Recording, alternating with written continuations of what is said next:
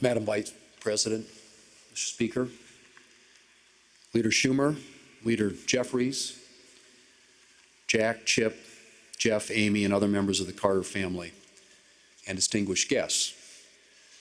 Today we gather to begin a final farewell to Jimmy Carter, Navy veteran, peanut farmer, Governor of Georgia, and President of the United States.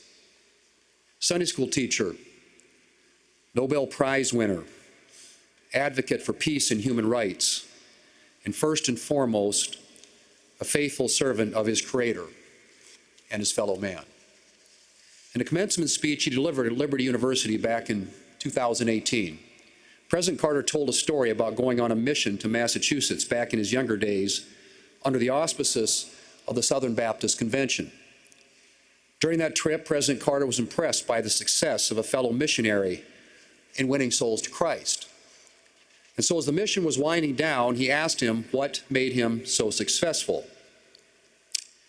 He was a little embarrassed by my question, President Carter recalled, but then he finally said, "I try to have two loves in my heart. One love is for God, and the other love I have in my heart is for the person who happens to be in front of me at any particular time." It was a statement, President Carter said, that he never forgot. And I think it's fair to say that it's also a statement he lived by. President Carter's term as president ended in 1981. And for the remainder of his life, the longest post-presidency of any American president ever, he focused on making the lives of his fellow men better. That meant things like the Carter Center, which among other things works for the eradication of disease in some of the poorest areas of the globe. And it meant things like his work with Habitat for Humanity to provide affordable housing for those in need. And when I say his work with Habitat for Humanity, I do mean his work. Jimmy Carter knew that his status as a former president could bring attention to good causes. It's why he encouraged Habitat to make use of his name and image. But simply lending his name, or maybe attending a gala or two, wasn't Jimmy Carter's style. He was here to get down in the weeds and the dirt, and he did that literally on numerous Habitat builds, including one back in 1994 in Eagle Butte in my home state of South Dakota. Well into his 90s, he could be found with his hard hat and tools on construction sites doing the practical work required to get families into homes. The Son of Man did not come to be served, but to serve. And Jimmy Carter did his very best to live according to the calling of his Lord and Savior. Today I join all Americans in mourning President Carter and remembering his example. But I rejoice in the thought that he, together with his beloved wife, Rosalind, is now before the face of his Father.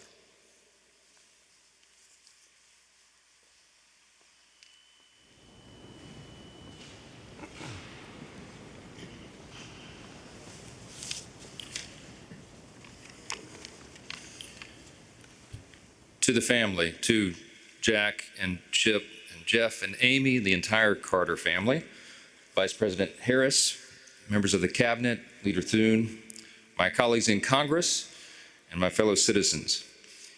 We meet in this sacred hall of self-government to honor an extraordinary man, a man who modeled the virtues of service and citizenship, as well as any other American. Surrounding us are the statues of those who gave their time, their energy, and their lives for the good of America. Before us lays a man who now joins their midst as a patriot, a veteran, a humanitarian, and the 39th President of the United States. When Jimmy Carter walked out on the east front of the Capitol and took his oath of office, I was just 4 years old, and he's the first president that I remember. Looking back, it's obvious now to me as an adult why he captured everyone's attention. Jimmy Carter was a member of the greatest generation. He lived through the Great Depression. He did that on a farm in rural Georgia. He knew the value of a dollar, and he modeled thrift his entire life. As long as he was in office, he hated government waste. His father, an Army veteran of the World War I era, taught patriotism to his children.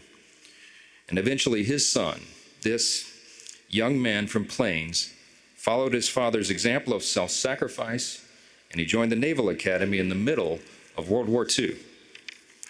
In the Army, Lieutenant Carter learned from the legendary Admiral Rickover to always do his best as he served on the first fleet of nuclear submarines. It's telling that today the USS Jimmy Carter, a top-secret attack submarine, now roams the oceans, bearing the name of the only president who served in such close quarters. President Carter's life, his selfless service, his fight against cancer, and his lasting contributions to his fellow man are all truly remarkable. Whether he was in the White House or in his post-presidential years, as was discussed, President Carter was willing to roll up his own sleeves to serve and get the job done. We all know about his work with Habitat for Humanity, and that was mentioned. And the origin story goes that it was in 1984, when he first became aware of the work. He was in New York for a friend's anniversary. Millard Fuller, the founder of the fledgling charity at the time, called President Carter and asked if he wanted to visit a site in Brooklyn during his trip. President Carter agreed, and he found his way down to the Lower East Side. Standing on the roof of a dilapidated building, he looked out on the wealth of Wall Street to the south and to the power of Midtown Manhattan to the north. And then he looked down, and he saw an image he'd never forget. An elderly woman cooking breakfast over an open fire in the rubble of the building, there in the heart of the richest city in the world. The Habitat for Humanity worker that was there with him turned to President Carter and said, if there's anything that you can do, we would take it. He said, if there's anything I can do, let me know. The worker said, well, maybe you can send some volunteer carpenters from your church. It was the very next day that President Carter called Habitat for Humanity and told them he was going to send some carpenters, all right, and that he himself would be one of them. And thus began his famous tradition of donating 1 week every year to build and restore homes for his fellow Americans. It's remarkable to think that one of the 45 men who has served as president, and one of the only 13 who held the role in the nuclear age, would humble himself to such service. We all know that his care for humanity didn't stop at building homes. In the face of illness, President Jimmy Carter brought life-saving medicine. In the face of conflict, he brokered peace. In the face of discrimination, he reminded us that we are all made in the image of God. And if you were to ask him why he did it all, he would likely point to his faith. I'm reminded of his admonition to, quote, live our lives as though Christ were coming this afternoon, and of his amazing personal reflection. Quote, if I have one life and one chance to make it count for something. We all agree that he certainly did. So today in these hallowed halls of our republic, we honor President Carter, his family, and his enduring legacy that he leaves, not only upon this nation, but upon the world.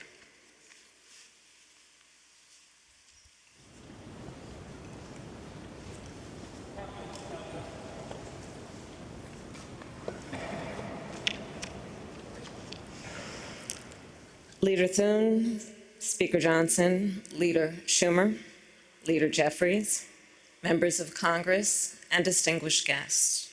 It is an honor to be with you this afternoon, and to Jack, Chip, Jeff, Amy, and Jason, and all the other members of the Carter family. On behalf of the American people, Doug and I offer our deepest condolences. Being with you today, I'm reminded of the enduring words of a favorite hymn. May the works I have done speak for me. Today we gather to celebrate the life of a man whose works will echo for generations to come. A man from Plains, Georgia, who grew up without electricity or running water and served as the 39th President of the United States of America and lived every day of his long life in service to the people. President James Earl Carter, Jr.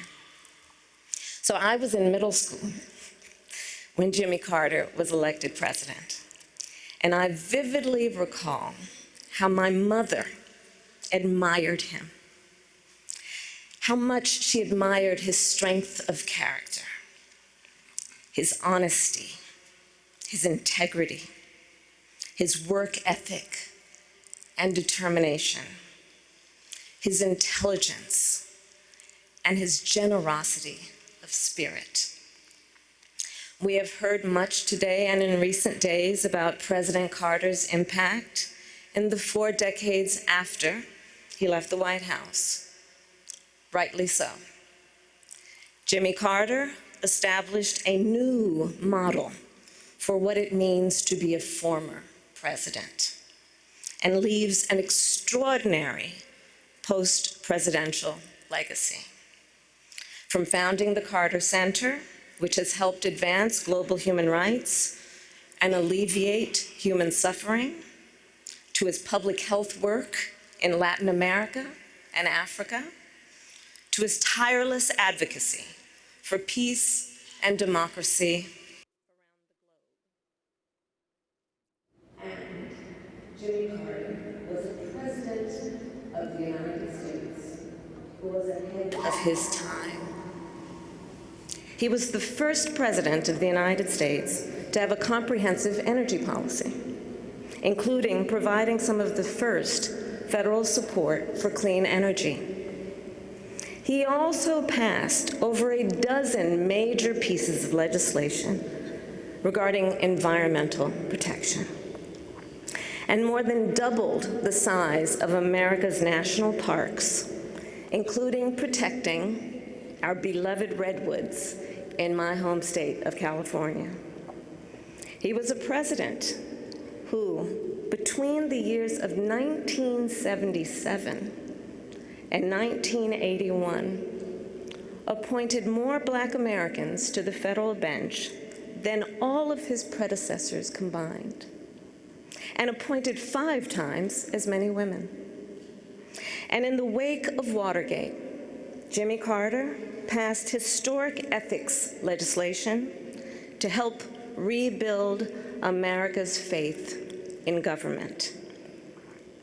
Jimmy Carter, as president, was also a respected global leader.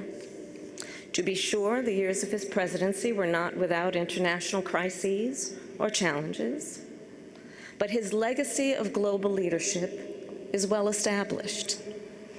In Asia, he instituted full diplomatic relations with China, which he would later call one of the most historically significant accomplishments of his presidency. And his legacy lives on in the Middle East because, do recall, in the decades before Jimmy Carter became president, Israel and Egypt had been at war numerous times. Few thought peace could be achieved between them. Yet Jimmy Carter did that. Through his persistence and perseverance, through his unshakable belief in the power of American diplomacy, he secured the Camp David Accords, one of the most significant and durable peace treaties since World War II. And throughout the world, Jimmy Carter elevated the role of human rights in America's foreign policy priorities and uplifted the importance of civil society in doing that work. Jimmy Carter was a forward-looking president with a vision for the future. Consider his establishment of the Department of Energy in 1977, which anticipated the central role it would play in addressing the climate crisis.